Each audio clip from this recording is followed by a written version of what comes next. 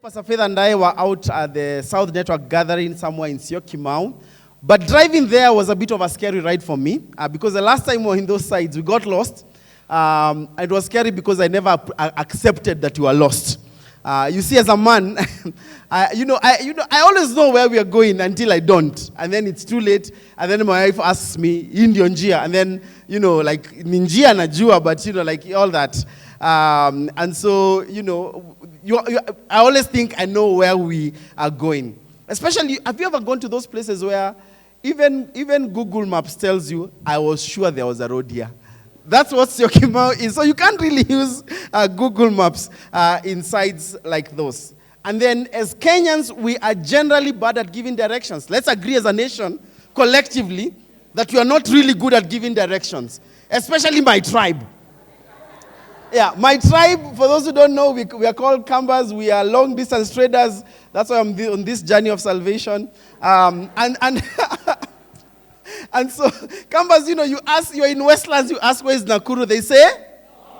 2 hours later, you are like, where is Nova? That's why we have Nova Pioneer in all the country. Anyway, that's a good one. It just came up.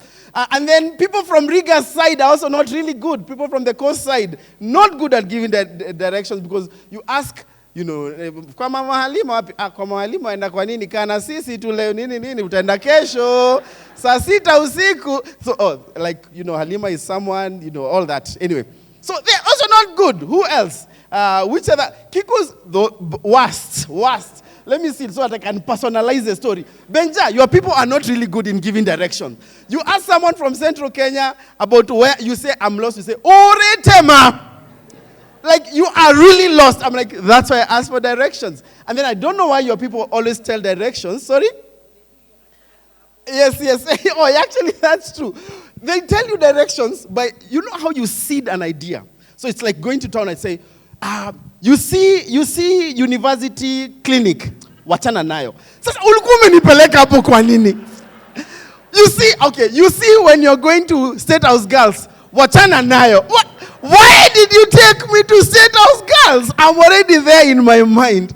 And then your people also tell directions or distance with money. Like, how far is town? Nika 10 bob BV. I'm like, how far became like 10 bob, I had one of this tour guy who asked directions from a Maasai guy. So he, stops the car, asks, like whatever lodge is wapi. Oh, the Maasai says Sijui.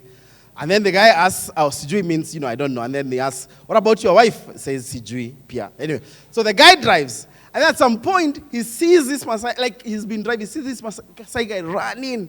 The Maasai guy comes, stops the car, and says, nimeuliza bibi yangu, pia amesema hajui. I'm like, mbona umetufuata hivyo? Why have you followed us all the way? Anyway, Gen Zs, there is no hope even in the next generation. Because Gen Z, you ask for direction, they say, so you'll go to the roundabout right, but turn left. When you turn left, right, you go, you turn right. Right? Left conversation. There is no hope. As a people, we just don't know how to give direction. Now, my wife and I have been lost a couple of times. And so out of experience, I've come to realize a couple of things. Number one, people rarely get lost on purpose. Nobody wakes up one day and say, wow, you know what? Today I'm low on fuel. My battery is just about to die. I don't have, I'm running late. You know what I want to do? I want to get lost. Nobody does that. Nobody ever gets lost on purpose. Then number two, you're typically already lost for a while before you know that you are lost. At some point you are in the known area, then you went to a gray area, then you are lost. But you don't know when that transition happened. And then finally, you'll always end up where the path you are on takes you to. You always end up where the path you are on takes you to. Now, this is true about driving, but it's also true about life. That in your life, you will rarely get lost on purpose. You are typically been lost for a while before you realize you're actually lost in your own life. And then you'll always end up where the path you are on takes you to. Let me give an example. Let's say, for example, you are single, Kiasi, And so you decide to enter a relationship. The destination is marriage. But just before you do a marriage enrichment experience, one day you wake up and you wonder, where am I? What am I doing in his or her bed? How did I end up here? I knew the destination was marriage, but I'm finding myself in a place that I don't want to be. And that's why you turn to the other person and you ask them, where is this relationship going? Because even you realize where you are is not where you wanted to end up. You are in the wrong, you took a wrong turn somewhere along the road, and you can't quite tell where you did that. Maybe you're a parent, and apparently you have kids, and you did layer because you wanted to raise them up in ways that honor God. Then one day you are hosting your discipleship group in your home, and then the child unleashes words. You wonder, where did you hear those words from? The intention you had for raising them versus the current reality that you're facing makes you wonder why my kids exchange at the hospital, because this is not what I wanted them to be at some point. Maybe you are younger, you desire to live a healthy lifestyle, but then you look at yourself in the mirror currently and you wonder, is this one of those curved mirrors? Yeah. That, because what you are seeing versus what you expected is not where you are. You can't wait for January 21 days of prayer and fasting so that you can actually, at a spiritual level, attack this thing. This desired a spiritual intervention. Your current reality does not match your intention to stay healthy. Maybe you're a student. You came to college to study, something happened, you missed a class or two, you missed some exams, you've always wanted to catch up. But now other students are on the graduation list, you are in their guest list. And you wonder, this is not where I wanted to be at this point. You started a job, you wanted to be financially free. You went up the ladder, you fought for the promotion. You attended Kingdonomics and other series. But then currently look at where you are financially. And you realize it's probably even worse than when you started off. Your reality, there's a disconnect between your intention and your reality. If this is where you are, today we start a brand new series called Roadmap. And through it, we'll talk about how to get to where you want to be in life. We'll base this from the book of Proverbs. And today we're going to start from Proverbs chapter 7, verse 6 to 27. Basically, as we turn there, we're going to see a young man. He's on a journey. He has a, desired destination in his mind. He's looking for happy times, pleasurable experiences. But then his journey leads him to a completely different destination. So let's read together from Proverbs chapter 7, verse 6 all the way to 27. So this is someone narrating the story. It says, "At the window of my house, I looked down through the lattice. I saw among the simple. I noticed among the young men a youth who had no sense." So he's looking out the window, maybe balcony or whatever. He's looking at youth generally, but then there's one who stands out for his lack of sense. Can you imagine? Now, let's continue the story. He was going down the street near her corner. Who is going for evangelism? I love it. Walking along the direction of her house. Okay, maybe it's a discipleship group meeting. Immediately, that was fast. At twilight, as the day was fading, as the dark night set in. Now, at this point, you realize this story is taking a turn. It's not just the young man not only has sense, but he's walking with a certain intention.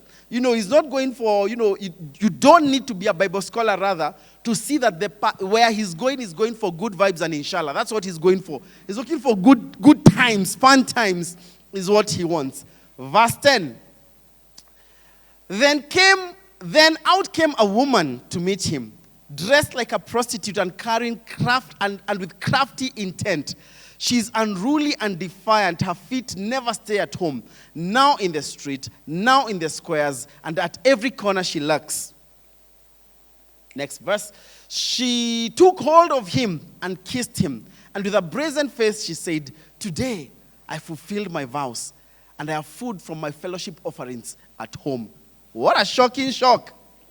Here is a lady who's dressed like a prostitute, but she's organized her life not to look like she's of that profession.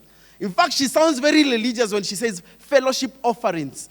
I have food from fellowship offerings. Basically said, I went to church, I'm looking for someone to debrief. She's already, acting religious. She doesn't feel like she's, like of there, but you can tell everything around her screams a certain way. Then she goes on. So I came out to meet you. I looked for you and I have found you. I covered my bed with colored linens from Egypt. I have perfumed my bed with myrrh, aloes, and cinnamon. I wondered why cinnamon is there, and then it says, come, let's drink. I was like, cinnamon tea. Anyway, let's come, let's drink deeply of love till morning. Let's enjoy ourselves with love. Hey, my husband is not at home. Hey, this is in the Bible. My husband. But this is not for taking notes. Don't take notes here. This is not a good example. It's a bad example. I mean, don't take notes. Yeah, my husband is not at home. He has gone on a long journey. He took his man purse filled with money and will not be home till full moon. With persuasive words, she led him astray. She seduced him with her smooth talk. What? This woman is basically saying, I am a kept woman. I am not needy. It won't cost you a thing. And then it's saying, in fact, don't even worry about the emotional baggage. I have a husband. You will not deal with the emotion. By the time he comes after the full moon, he is the one who's going to deal with the emotion. For you, just come for, fun times, good vibes. That's what I'm offering over here. And then he's saying, he's away, so you don't even need to do walk of shame in the morning. You can have breakfast in bed. That's what he's saying, basically. You don't need to rush out. She's painting a certain picture for this man. And then, probably the young man who walked down the street with the same intent. That's what she was looking for, only that he got a better deal. So he's probably thinking, jackpot, I'm going to get a good time with no responsibility. But then at this point, Solomon, the writer of the story, he interjects and speaks to us. And 3 times he gives us graphic illustration of what is about to happen to this young man. So a story has been painted that is bringing a certain picture. But then he tells us the end of that picture. Verse 22, he says, all at once he followed her like an ox going to the slaughter. He doesn't know that there's a noose around his neck and he's being led to a certain destination where the outcome is beef and meat and skin. Like he's going to die. Somebody is going to die in the story. And then let's continue. Like a deer stepping into a noose till the arrow pierces his liver. There are 2 people, he doesn't know he's the prey. Something is about to hit him and irredeemably, so to speak. Something is about to go down that leads to his death.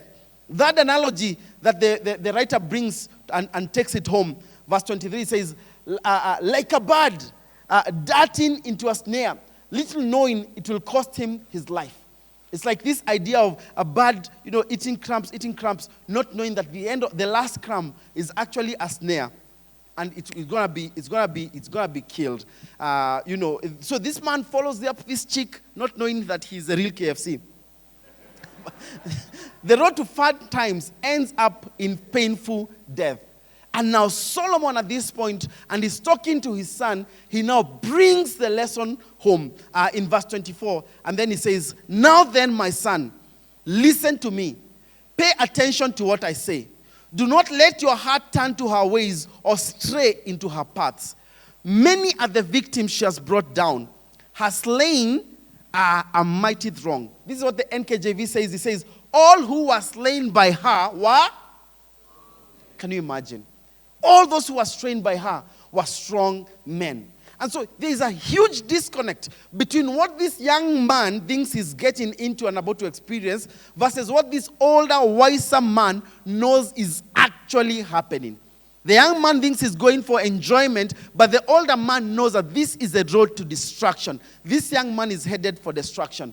And the older man, he had stood on that balcony many times. He had watched many young men without sense go. And he had seen over time that their destination was the same. And that's why he closes by saying in verse 27 that her house is a highway to the grave, leading down to the chambers of death.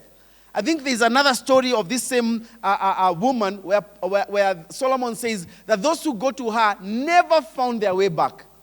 It was like a one way to the grave, one way to death. What a shocking shock.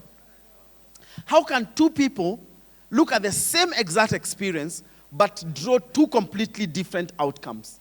I believe it's because the older man who's watching the young man without sense had known something called the principle of the path. And that's our first story on this roadmap today. Tell your neighbor, the principle of the path. And the principle of the path basically says this, that every path has a destination. Every path has a destination. In other words, it's not your intentions, but the path you take that determine your destination. It's not you could have the intention, but it's not the intention. It's the path you take that determines your destination. Say, for example, you rose up and you said, I want to go to Mombasa, and you fueled your car, you took it for service, it was prim and proper. Finally, the day came, the blue Subaru is okay, you are ready to go to Mombasa. You even pack, like beachwear, like I'm going to, all those things will palm and stuff. I'm going to Mombasa. But then you come all the way, and at the Uhuru way, roundabout, you turned north and you went towards Nakuru. It doesn't matter how fast you drive your car. You ain't going to end up in Mombasa. Unless you do like the circumnavigation thing, and even then you may miss the point. Point is, you are not going to end up in Mombasa because the path you have taken does not lead you to Mombasa. But then the converse is true. If you get there and you turn, due south and you keep driving on that road, you will end up at Fort Jesus. You will end up at Mombasa because that path leads that direction. Now, you may even experience some pain. You may, your car may break down. You may crawl. You may leave. You may ask for a lift, whatever. But the direction you've taken will end up in Mombasa because that path has a certain destination.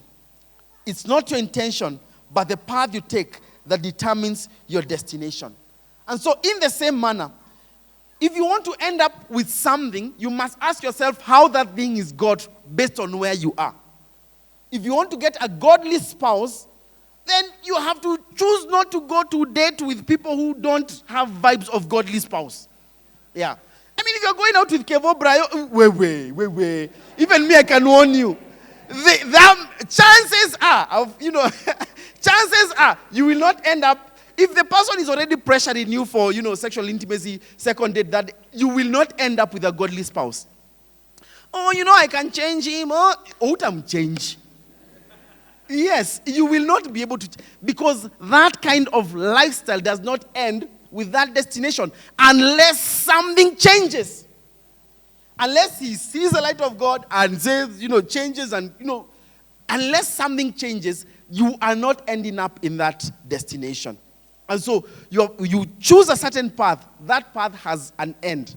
You want to have a great family. You must do the things that a great family has. And sometimes a great family has to let go of certain opportunities because those opportunities may break the family. Or if you take the opportunity, then how are we going to live so that we can still have the great family. Otherwise, if you don't make those decisions, you ain't going to end up with a happy family. You're not going to end up with a great family. I remember at some point, Pastor Faith and I took a decision and said, okay, once we get pregnant or, have a child, that one of us is going to remain at home to take care of the child. And so my wife was gracious enough to, to do that work for the first 9 months of the pregnancy. It couldn't go any other way in a way. And then after that, stayed at home for four years, taking care of our son because it's a decision we had reached at. Now, it made that that decision made it impossible for us to have other things because it means we are both now at one family income, so to speak. There are some things we couldn't have. People would visit our house and, say, wow, you have a cozy house. We knew they were saying it's small, but it's because we could not afford a bigger house on account of the path we have chosen. The path we have chosen determined even the lifestyle we lived because that's the path. It leads somewhere. Am I making sense? The path you are on leads to a certain destination. It's not your intention that determines where you end up. It's the path you take. And so if you want to keep fit, you can't eat anything and drink fizzy drinks. Ask me, I know. You can't do that. If you want to be financially secure, there are some things you need to choose to go without. If you want to draw closer to God, you can't read your Bible sporadically because the path you take not your intention. You can want to grow close to God all you want, but if you're not doing some specific things, chances are you will not end up in that destination. Am I making sense? It's not your intention. It's the decisions you make. Take, for example, my son. We buy him a bike. And the way he's riding, I can tell he's going to fall. And tell him, Sean, if you drive that way, you will fall. Now, later on, if he goes and falls, he can't come and say, Dad, you cursed me, blah, blah, blah. I fell. It's your fault. I'm like, bro, out of living life, son, out of living life, I have seen that those who drive a bike that way fall. So it's not because it's just the path you took leads a certain way. In the same manner, God, in his wisdom, gave us the inspired word of God called the Bible, which is our final governing authority in all matters of faith and practice. And he says, there are some things which, because I love you, I want to warn you of some things called sins, which if you do, you are going to end a certain way. And I love you, so I already told you, this is where the boundaries are. Don't do these things, otherwise they lead you a certain place. Now, if you do them, you can't come to God and say, why has God left you? Why has God cast us? No, he already told you. These things lead a certain way. It's not God casting you. It's the sin maturing. When sin matures, you experience that pain. Am I making sense? And so you have to be able to decide the path you are on, because every path you take leads to a certain destination. Proverbs 14:12 says, there is a way that seems right to a man, but in the end it leads to death. And so I have a question for you today, Mavuno Downtown. What path are you on in the different areas of your life? I'm going to give you 4 areas. What path are you on when it comes to your faith? Your faith. It's not I want to grow closer to God. That's good. You already know the destination. But what path have you taken? When it comes to your relationships, I want to have a good marriage, good stuff. But that's the destination. But what path have you taken? I want to have so faith, finances, relationship, relationship, finances, and the last one is health. What path are you on? You know the destination. I want to be able to be financially free, but what path are you on? I want to be, to be healthy, but what path are you on? Because not the intention, but the path you take will determine your destination. And sometimes we start off, we know the destination, where we want to go, but sometimes we don't account for things that make people not end up there. We start off, but we think we'll be exempted, we are the exception that proves the rule. It doesn't work that way. Sometimes we're like, I'll just drink soda, I'm the exception that proves the rule. No, it won't happen. Yeah. So there are some things that make people not end up there. Number one, many times, is not counting the cost. Not counting the cost. If you want to go to Mombasa, you must count the cost of going to Mombasa. What's the amount of fuel, means of travel, meals, and all that. You must count that cost. And if you don't have the amount of resources needed for that, then you ask yourself, what do I need to do so that I can end up in Mombasa?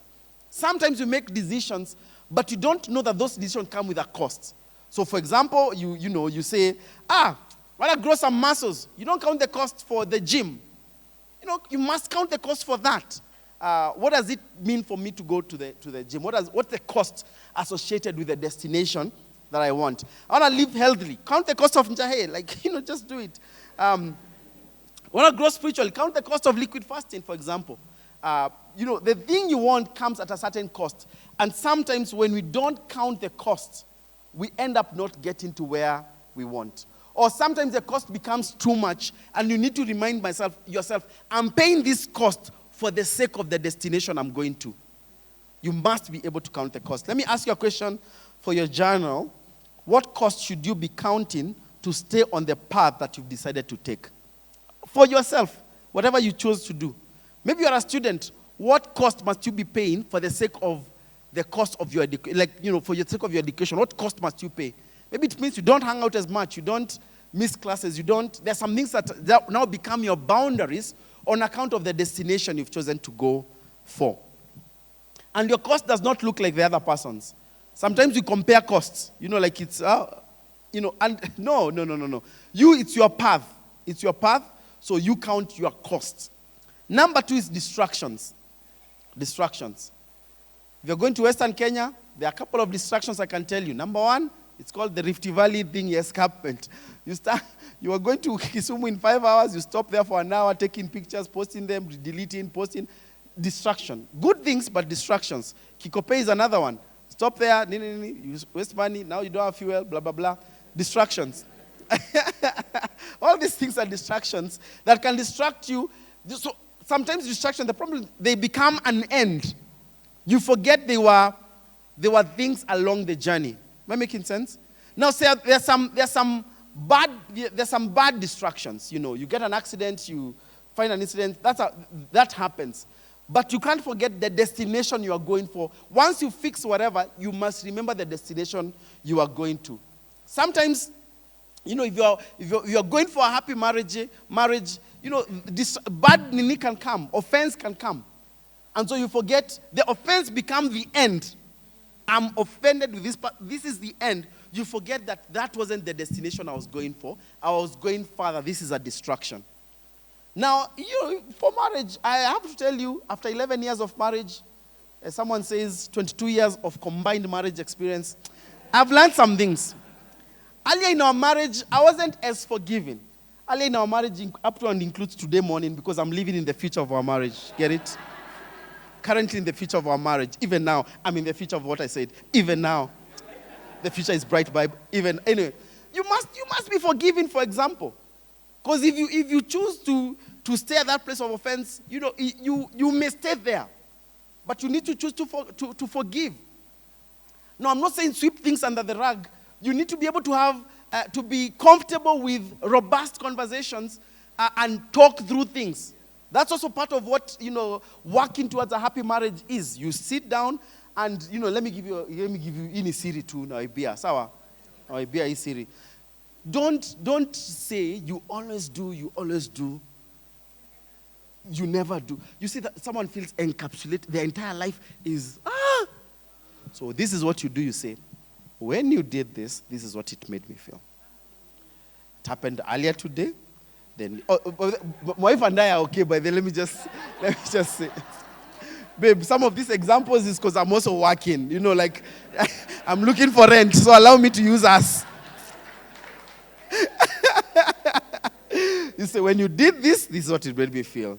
Last week, when you did this is what it made me feel. And this other time, when you did this is what it made you. So someone can see a pattern. You see, when you say always, and then I say, barangapi, then marambili tu ndo zinakufanya ufanye, aujui jokes. No, don't do that. So I'm helping you. So what you do is you say, when you did this is made. When you say this, it even also helps you to rationalize. Because sometimes you can encapsulate someone's entire identity in you always, Am I helping somebody? This was just a bonus. So distractions, because you can stay at that place of offense.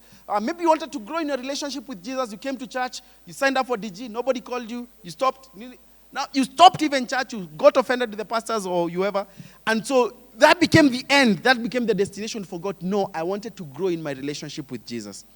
Sometimes the distractions can be good things, parks along the way. But sometimes don't allow the parks on the road to become an end in themselves.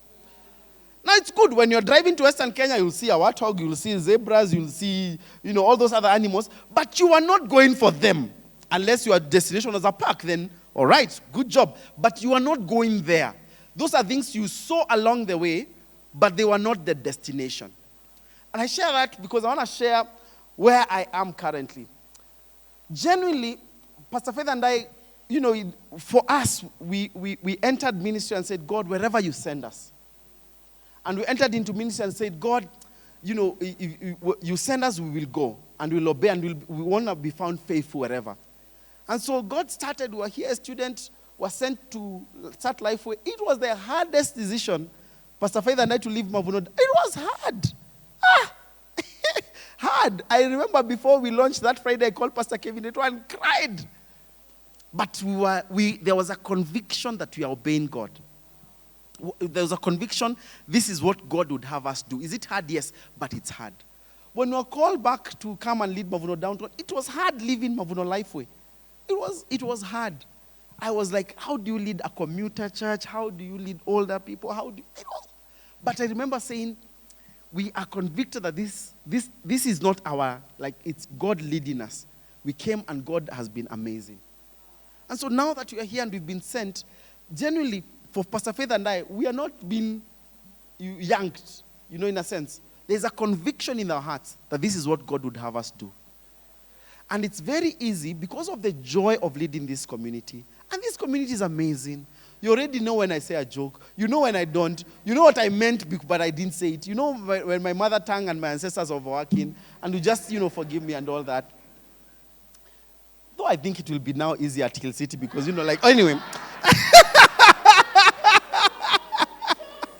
The ancestors are all concentrated in one place. And, it's genuinely, I can see what the youth church is doing and the different people that have come to, and in a way, I hope you can hear what I'm trying to say. That even now, we have to go back to God and say, this is amazing. But when we entered ministry, God didn't call us to amazing. God called us to obedience. And to say, okay, what does obedience look like at this season? What does faithfulness look like in this season? And then to be able to take that step. Does it mean, you're going to take the step here, but you need to be able to say, this is why I entered into this place. I don't know the areas of your life where you could have been distracted by a good thing, but maybe that's not what God called you into that. It's a part of the good thing. Maybe some of you, God called you into an office space, and He called you to go and influence, to train interns, and, to pray for people at the workplace, pray for the janitors, pray for the cleaners. But the part of what the perks that came with that was good promotion, and you earn.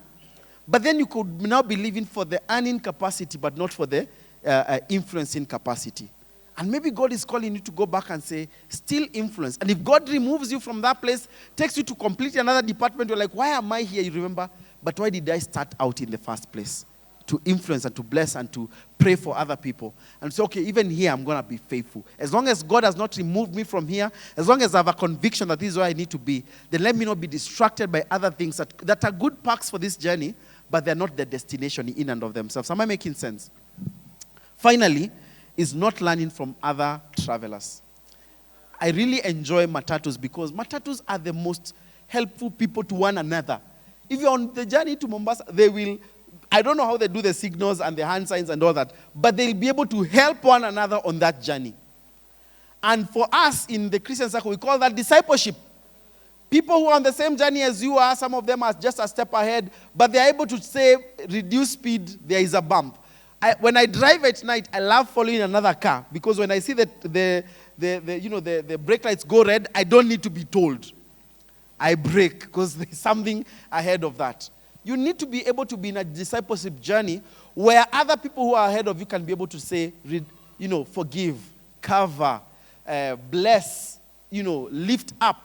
People who are able to speak a word to you as other travelers along the journey, and that they are able to help you as you go. You need to be able to allow yourself to come under a shepherd who will be able to disciple you. You don't know it all. You're amazing and all that, but you don't know everything. There's a place you need to come under covered. You need to come under a shepherd and to be able to say, Lord, thank you for shepherds. Now show us the pastures and be able to do that. Be able to enter into the seasons that God is inviting you into. My prayer is that we'll be a church that fixes our eyes on Jesus, the author and perfecter of our faith, who for the joy set before him endured the cross, scorning the shame, and now seated at the right hand of the Father. Let's fix our eyes on him. Because once your focus is set, you can be able to know that's the light, that's where I'm going. Amen? Amen.